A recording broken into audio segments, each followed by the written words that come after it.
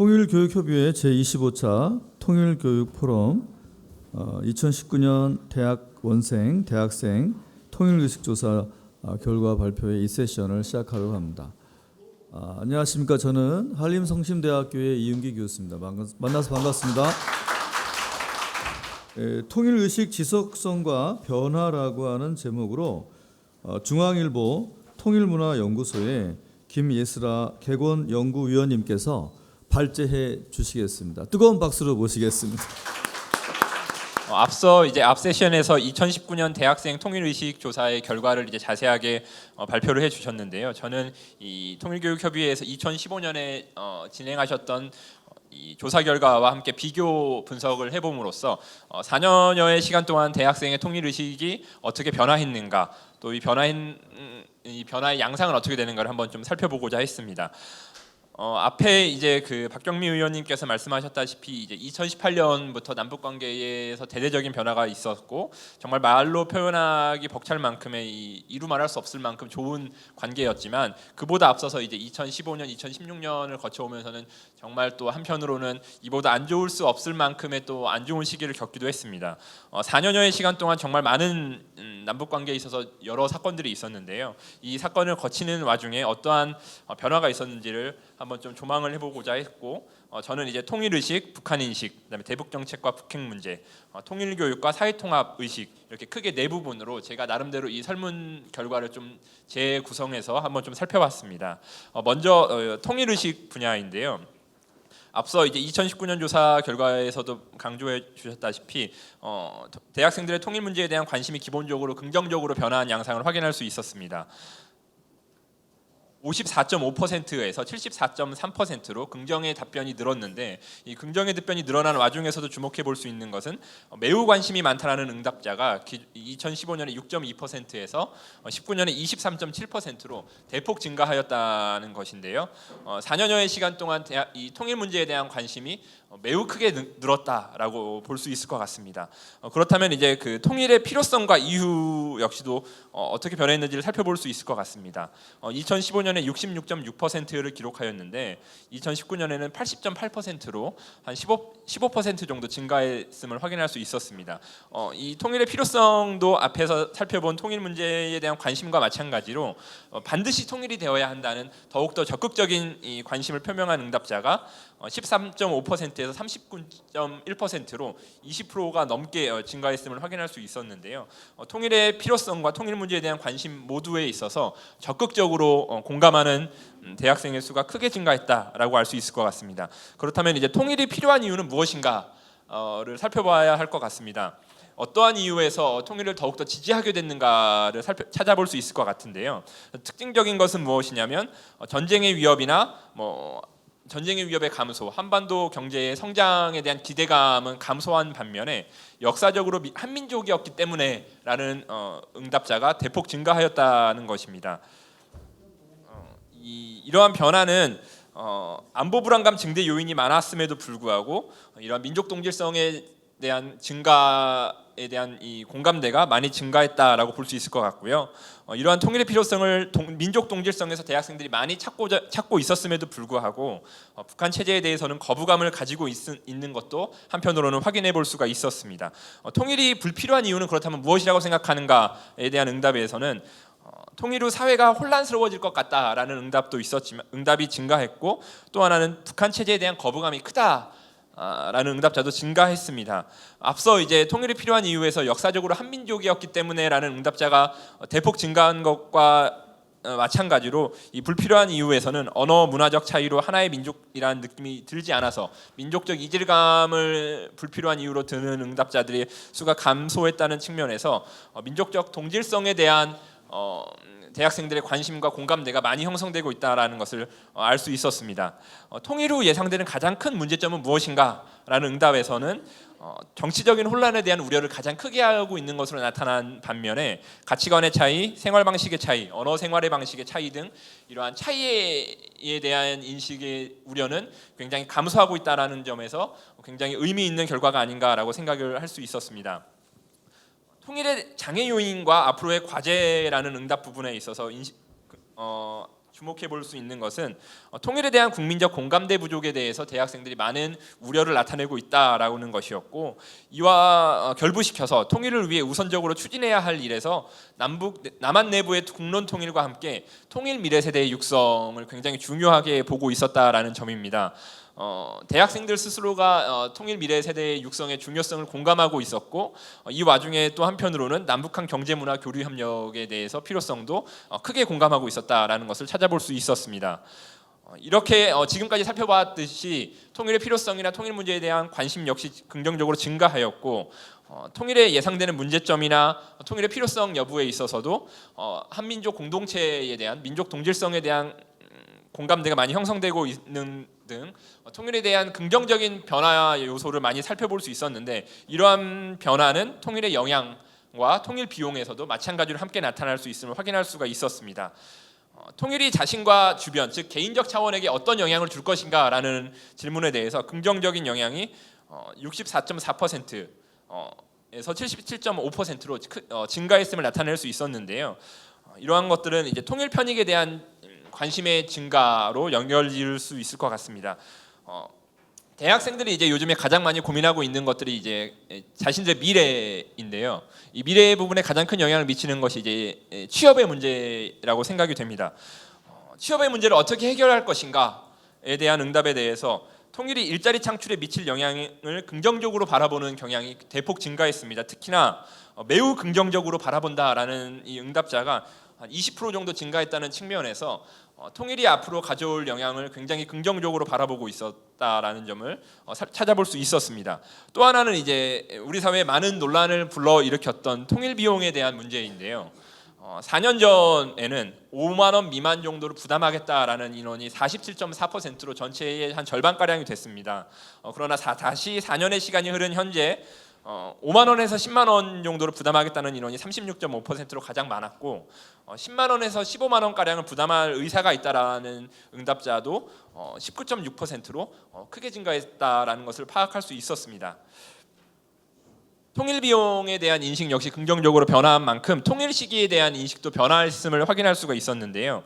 2015년에는 보다 통일을 장기적인 과제로 보는 경향이 크게 나타났습니다. 20년 이상이라고 응답한 비율이 65% 정도로 나타났었는데, 금년도 결과에서는 10년 이내로 보는 경향이 35% 정도로 크게 증가했음을 확인할 수가 있었습니다. 전반적으로 봤을 때 통일에 대한 인식이 긍정적으로 변화하였고, 이에 따라서 통일에 대해서 긍정적인 기대감, 또한 통일 예상 시기에 대해서 단기적인 요소로 바라보는 경향이 나타나는 것을 확인할 수가 있었습니다. 북한에 대한 인식을 두 번째로 한번 살펴봤는데요. 우리에게 있어 북한은 어떤 상대인가라는 질문에 있어서도 응답의 경향이 많이 변화했음을 확인할 수가 있었습니다. 2015년에도 물론 이제 협력해야 할 대상이 가장 높은 응답을 보인 결과를 확인할 수 있었지만, 두 번째로 나타난 경향이 이제 경계해야 할 대상이다라는 것이 이제 높게 나타났음을 확인할 수 있었는데, 금년도 결과에서는 협력해야 할 대상이라고 보는 응답자가 전체 절반을 넘어서는 55.5%를 나타냈고, 경계해야 할 대상이다, 또 그리고 적대해야 할 대상이다라고 보는 경향이 대폭 감소했음을 확인할 수가 있었습니다. 북한을 협력해야 할 대상으로 바라보는 통일 의식이 증가했지만, 한편으로는 여전히 북한 정권에 대해서는 부정적으로 바라보는 경향은 유지되고 있음을 나타낼 수가 있었습니다. 여전히 이제 대화와 타협이 별로 되지 않는다라고 보는 응답자가 주를 이루는 와중에도, 한편으로는 대화와 타협이 어느 정도 된다라고 보는 경향이 4년 전과 비교해서 한 15% 정도 증가했음을 통해서 북한 정권에 대한 인식이 점진적으로 변화하고 있다라고 분석을 해볼 수 있을 것 같습니다. 북한에 대한 인식이 변화하고 있는 와중에 대북 정책과 북핵 문제에 대한 대학생들의 인식도 한 번씩은 점검해 볼 수 있었는데요.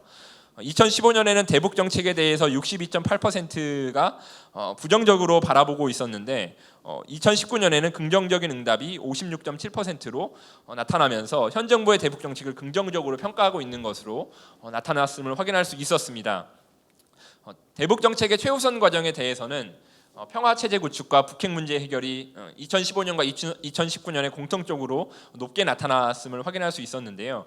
북한을 경계의 대상에서 협력의 대상으로 바라보는 인식의 증가와 함께 여전히 안보 불안 문제 해결에 대한 관심 역시 높게 나타나고 있음을 확인할 수가 있었습니다. 이 북핵 문제에 대한 우리나라의 안보 위협 정도 역시나 매우 위협이 된다라는 위협이 높게 나타났음을 통해서 여전히 이 북핵 문제에 대한 인식에 대해 부정적 인식이 높게 나타났음을 확인할 수 있었지만, 한편으로는 그 해결에 대한 예상은 다소 긍정적으로 변화하였음을 확인해 볼 수가 있었습니다. 향후 북핵 문제의 해결 양상에 대해서 쉽지는 않지만 해결될 것이라는 인식이 4년 전과 비교해서 증가하였고, 4년 전과 비교해서 오히려 당분간 해결이 어려울 것이다라는 인식은 감소했음을 확인해 볼 수가 있었습니다. 이러한 인식의 변화는 북한에 대한 인식과 통일에 대한 관심과 필요성의 긍정적인 변화를 바탕으로 작년부터 진행되고 있는 한반도와 남북 관계의 정세의 변화가 긍정적으로 변화하고 있는 데서 기인한 것으로 찾아볼 수 있을 것 같습니다. 북핵 문제를 그렇다면 어떻게 해결할 것인가? 그래서 의미 있는 것은 이제 북미 대화로 해결해야 한다라는 이 응답자가 증가했다는 것입니다. 기존에 이제 남북 대화로 해결해야 한다라는 전제는 지속되고 있었지만, 육자회담이나 무력 행사 등등에 대한 해결 방안에 대해서는 감소한 반면에 북미 대화를 통한 해결 방안에 대해서 긍정적으로 응답한 응답자들이 늘었음을 한번 좀 주목해 볼 필요가 있는 것 같고요. 이거와 연결되어서 통일에 가장 도움이 되는 국가에서 미국이 증가한 반면에 중국은 이제 긍정적인 응답이 감소했음을 통해서 최근 이제 북미 대화를 중심으로 이루어지고 있는 이 북핵 문제 해결 방안에 대해서 대학생들이 많은 관심을 가지고 있다라고 찾아볼 수 있을 것 같습니다. 마지막으로 통일교육과 사회통합 의식 분야인데요. 대학생의 통일교육 강의의 수강 경험은 2015년에 비해서 많이 개선됐음을 확인해 볼 수가 있었습니다. 대학에서 통일교육 강의를 수강한 경험이 없다라는 응답자가 2015년에는 85% 정도였는데 2019년에는 65%로 이제 감소했습니다. 그러나 여전히 제한적인 기회를 제공받고 있음을 확인해 볼 수가 있었는데요. 그럼에도 불구하고 절반이 넘는 대학생들이 대학에서 통일교육 강의를 필요성에 공감하고 있는 것으로 나타났습니다. 특히나 매우 필요하다라고 공감하고 있는 응답자가 약 25% 증가했음을 통해서 최근 이제 대학생들의 통일 문제에 대한 관심을 확인해 볼 수가 있었습니다. 실제로 통일 북한 관련 정보에 관심 정도를 나타내는 질문에 대해서 찾아본다, 적극적으로 이 찾아본다라는 응답자의 수가 거의 2배 가까이 증가했음을 확인할 수가 있었습니다. 그렇다면 대학생들이 이렇게 통일 문제에 대해서 굉장히 많은 관심을 가지고 있고 통일 교육을 통해서 이러한 것들에 대해서 좀 나름의 이 지식적인 갈증을 해결하고자 하는 욕구가 컸는데, 그렇다면 이러한 정보들을 어디서 많이 획득하느냐를 통해 이 질문을 통해서 찾아봤더니 여전히 이 TV와 인터넷 매체를 통한 접근이 굉장히 높게 나타났다라는 것입니다. 물론 이 TV나 이 인터넷 매체를 통한 접근 역시 나름의 긍정적인 기여를 하고 있음을 부정할 수는 없지만, 그러나 최근에 나타나고 있는 여러 이제 부정적인 요인들을 감안해서 봤을 때는 이러한 인식을 다소 좀 개선해 볼 필요가 있지 않을까 싶습니다. 그렇다면 이제 이 통일교육의 프로그램을 어떻게 개선해야 할 것인가에 대한 질문도 있었는데요. 북한 이탈 주민과의 교류 활동에 대해서 보다 많은 관심을 표명을 했음을 확인할 수가 있었습니다. 이러한 변화는 이제 다시 제가 바로 뒤에 설명드릴 이 사회통합 인식과 연결지어 볼 수 있을 것 같고요. 또 하나의 특징적인 것은 무엇이냐면 이 전반적으로 현장 참여, 현장 학습 등에 대한 이제 참여형 프로그램에 대해서 선호하는 것과 함께 논문 포스터 등의 공모전에 대한 호응도가 굉장히 낮아지고 있음을 확인해 볼 수 있었다는 것입니다. 매년 통일교육원에서 하고 있는 통일논문 현상 공모전을 비롯해서 여러 단체에서 각각 여러 형태의 이 공모전을 추진하고 있는데, 이러한 이 공모전의 긍정적인 요소도 있겠지만 대학생들의 이 필요 욕구에 좀 걸맞는 통일교육의 변화도 필요하지 않을까라는 생각을 해볼 수 있을 것 같습니다. 북한 이탈 주민에 대한 인식은 긍정적으로 변화하는 양상을 보이고 있었습니다. 호감도를 물어보는 측면에서 특히나 이제 매우 호감이 간다라는 응답자가 거의 7배 정도로 늘어나는, 한 10% 정도 증가하는, 2.5%에서 14.2%로 증가하는 양상을 보였는데, 다만 앞서 이제 앞 세션에서 2019년의 결과에서도 설명을 하셨다시피 이웃과 친구, 결혼 상대로 인식하는 어느 정도의 수용 여부에 대해서 긍정적으로 변화하고 있는 와중에도 여전히 일정한 한계를 지니고 있었다라는 점을 우리가 한번 좀 감안을 해봐야 될 것 같습니다. 또 하나는 무엇이냐면 이 북한 이탈 주민에 대한 인식인데요. 남한 사람으로 보는 인식은 크게 변화하지 전혀 유동이 있지 않았지만 남한 사람이면서 북한 사람으로 바라본다라는 인식은 반대로 증가하였습니다. 물론 이제 북한 사람으로 인식하고 있다라는 응답자는 감소하였다는 점에서 긍정적이지만 여전히 이 북한 이탈 주민을 남한 사회의 일원으로 인식하는 데 있어서는 과도기적 측면에 놓여 있다라고 볼 수 있을 것 같습니다.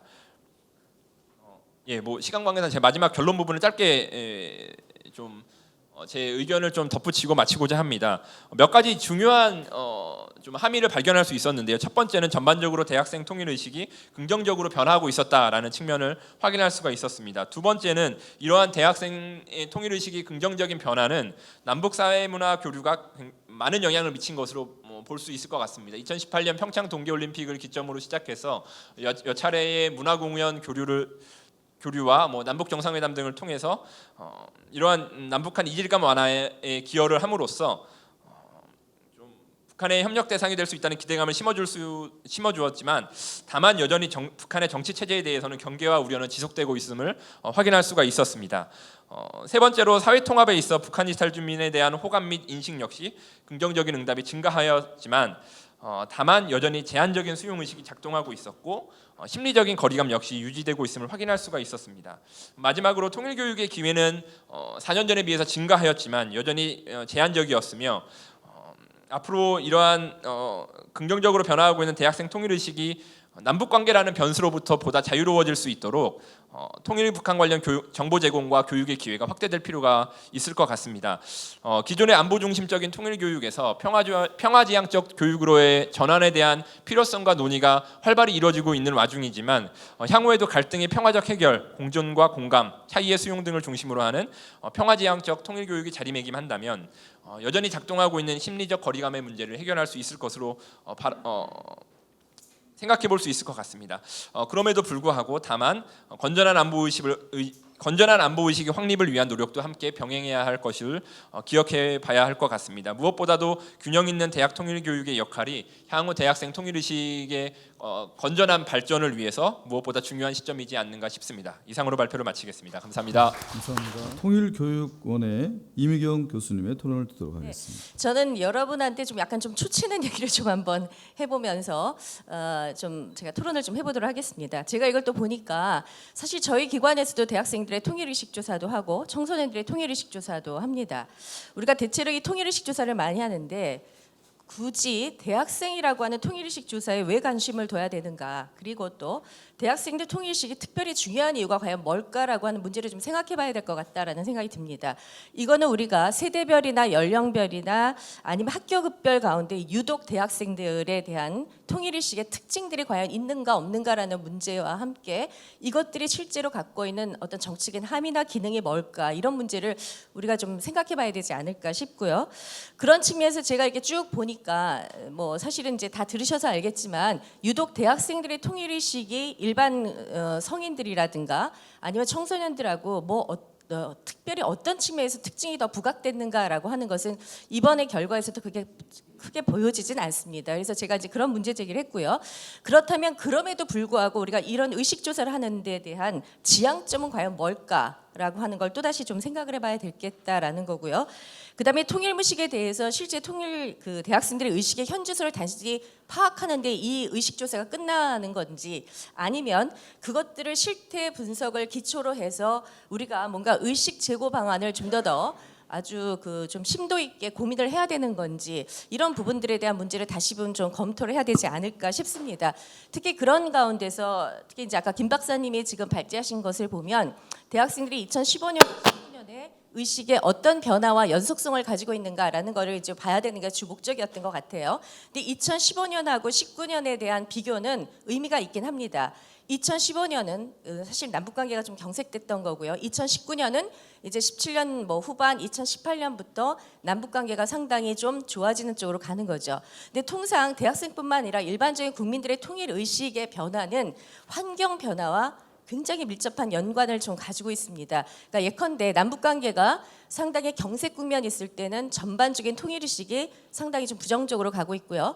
그다음에 또 굉장히 좀 좋은 시기다, 많이 개선되는 시기고 또 갈등보다는 화해와 협력의 남북 관계로 뭔가 전환되는 시점이거나 이런 시기에서는 통일 의식이 굉장히 긍정적으로 나오게 됩니다. 그런 측면에서 이번에 의식조사의 비교는 그거와 거의 유사하게 나왔다. 자, 그렇게 놓고 본다면 사실 이 의식에 대한 변화가 환경 변화와 굉장히 밀접한 연관을 갖는다라고 한다면 굳이 우리가 의식조사라고 하는 것을 통해서 그것을 재확인하는 그런 어떤 그 확인하는 절차로만 이 의식조사가 끝난다면 별로 좀 유용성은 없지 않을까라는 생각을 좀 해봤습니다.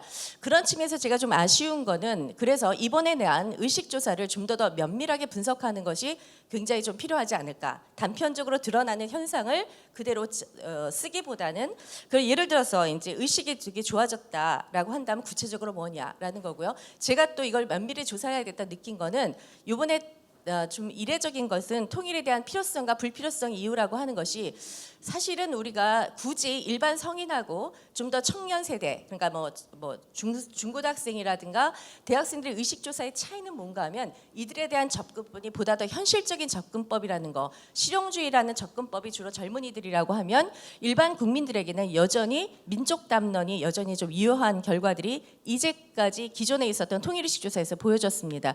그런데 이번에 2019년 이 통일교육이 협의했던 의식조사에서 상당히 좀 특이하다, 이례적이다, 흥미롭다라고 하는 거는 민족 담론이라고 하는 것에 대한 관심이 높았다라는 거예요. 그래서 제가 저희 교육원에서도 2018년에 대학생 통일의식 조사한 것이 있어서 봤더니 우리 거는 여전히 현실주의적인 측면에 대한 접근이 훨씬 더 우월합니다. 그래서 그동안에 우리가 이 청년 세대들이 갖고 있는 통일에 대한 접근법은 예전에 기성세대들이 가지고 있던 민족 담론은 거의 유용하지 않다. 그래서 그 이후에 우리가 통일에 대한 담론을 구성하는 데 있어서는 이를 반영한 것들이 굉장히 좀 많았습니다. 그런데 그럼에도 불구하고 이번에 이것이 나왔다라고 한다면 과연 이것은 어떤 이유에서 이런 것이 났는가? 그리고 다른 어떤 설문 지표와 결과하고도 좀 크로스 체킹하는 것이 굉장히 좀 필요하지 않을까라는 생각이 좀 들었습니다.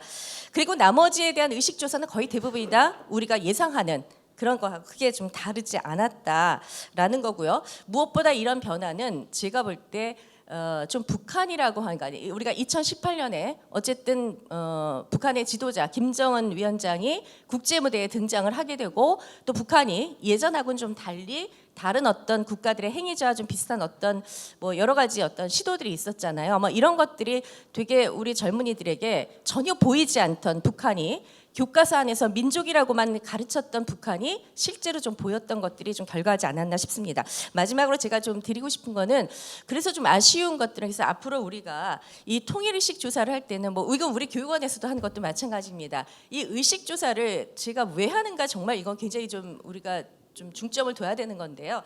그래서 앞으로 우리가 그냥 현상에 대한 것들만 아니고 아무래도 우리가 의식제고라고 하는 거는 일단 뭐 그것을 위한 방안이 뭘까라고 한다면 아무래도 통일교육 활성화에 대한 것들을 위한 세부적인 어떤 지표들이 좀 개발이 돼야 되지 않을까. 예를 들어서 실제 지금 대학생들의 통일교육에 대한 접근성은 좀 높아졌고요.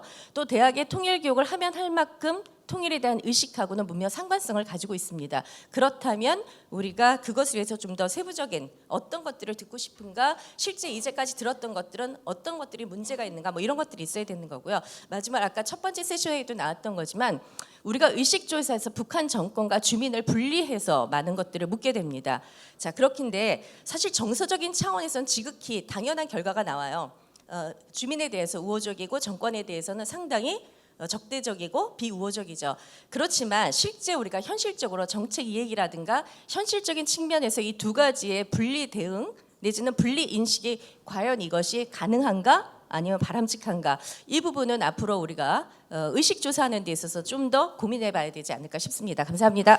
다음은 서울대학교 사회학과 박사 수료하신 우리 임수진 선생님의 토론을 듣도록 하겠습니다.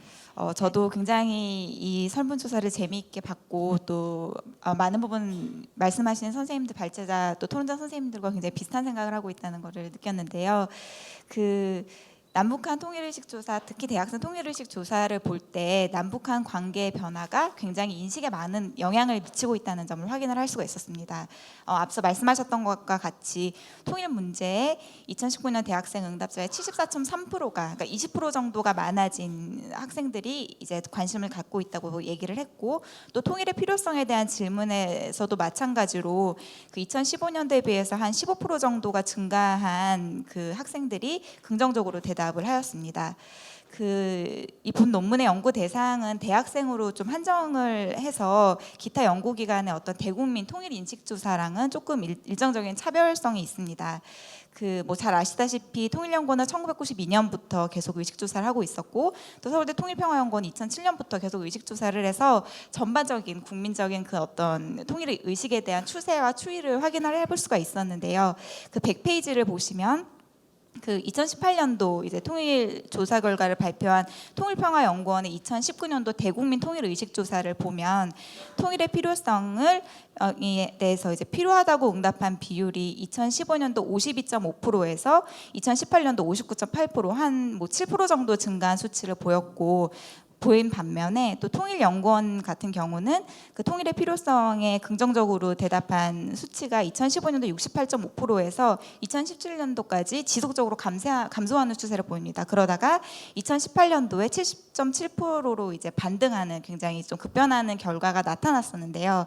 되게 보시면은 약간 연구 기관마다 조금씩 수치가 다르게 나타나고 어느 정도 차이가 나타나는데 이와 관련해서 통일연구원이 그 통일 인식 질문에 대한 민감성에 대해서 지적을 한 부분들이 있습니다. 그러니까 통일을 우선해야 될 것인가 아니면 남북한 평화 공존을 우선해야 할 것인가에 대한 질문을 직접적으로 물어볼 때에는 이 통일의 필요성에 대한 그 수치가 어느 정도 좀 낮아진다는 부분입니다.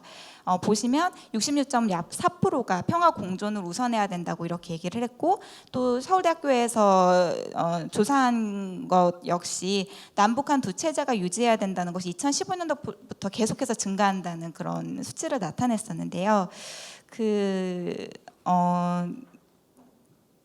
제가 뭐 다른 부분들은 이제 시간 관계상 얘기할 필요가 없을 것 같고 저 역시 그 이미경 선생님과 마찬가지로 가장 재미있게 봤던 거는 이번 대학생 통일조사에서 그 102페이지에 나타나 있는데 이제 대학생들의 통일의 필요성 왜 필요한가에 대해서 얘기를 했을 때 역사적으로 한민족이었기 때문에 하는 어떤 민족 담론의 이제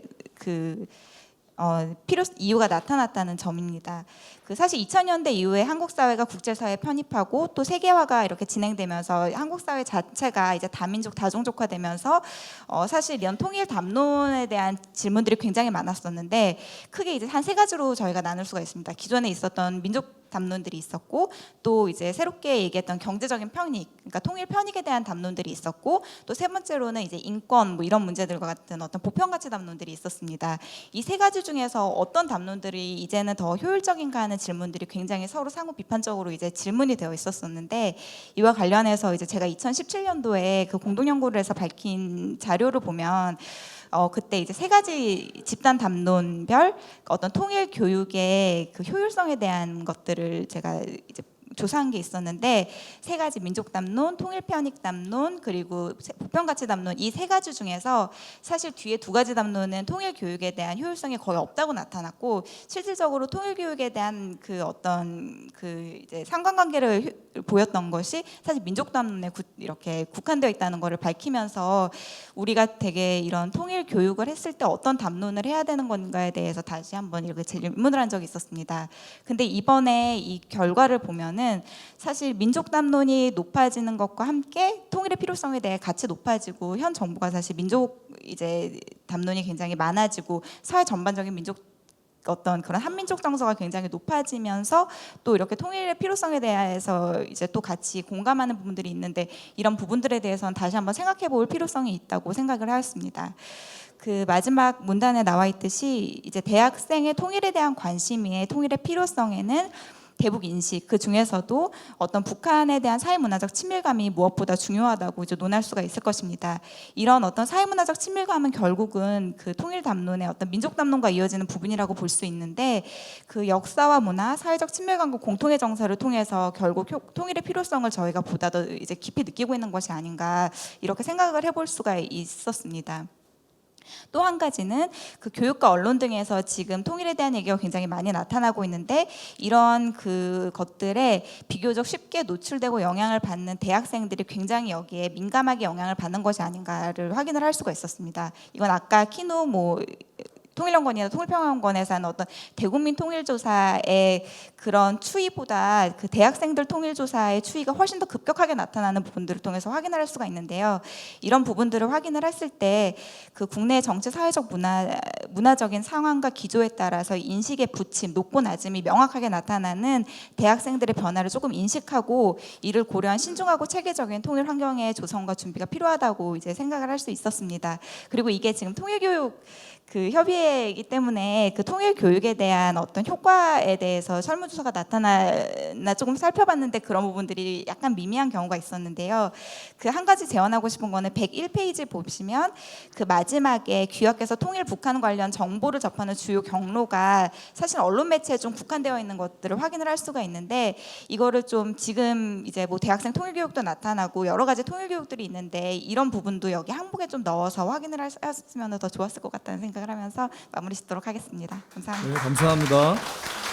네, 두 분 토론자에 대해서 아주 짧은 코멘트 우리 발제자님 말씀해 주시죠. 사실은 이제 뭐 저도 지금 이제 작년부터 통일교육원에서 진행하고 있는 대학 통일교육 사업에 열심히 참여를 하면서 실제적으로 대학생들을 만나고 이야기를 해보면서 대학생들이 생각보다는 통일 문제에 대한 관심이 많지만, 그러나 이 대학생들을 움직일 수 있는 것들이 굉장히 제한적이다라는 것을 많이 체감할 수가 있었습니다. 특히 마지막에 좀 우리 이미경 교수님하고 임수진 선생님이 좀 각각 제언해 주신 통일 의식 조사를 왜 하는가, 이것을 왜 하는가에 대한 좀 고민을 많이 해봐야 될 것 같고요. 무엇보다도 이 통일 교육이 얼마나 효과성이 있고 앞으로 이 통일 교육을 활성화하기 위해서는 어떻게 해야 하는가에 대해서 실제적으로 통일 교육의 이 주요 대상자인 대학생들의 의견을 좀 더 많이 수렴해서 좀 개발해야 할 필요가 있지 않을까라는 좀 저도 그러한 제언을 드리고 싶습니다. 네, 감사합니다. 네, 감사합니다. 우리 한 분의 또 발제자와 두 분의 토론자에게 뜨거운 박수 치면서 이번 두 번 세션을 모두 마치도록 하겠습니다. 네, 감사합니다.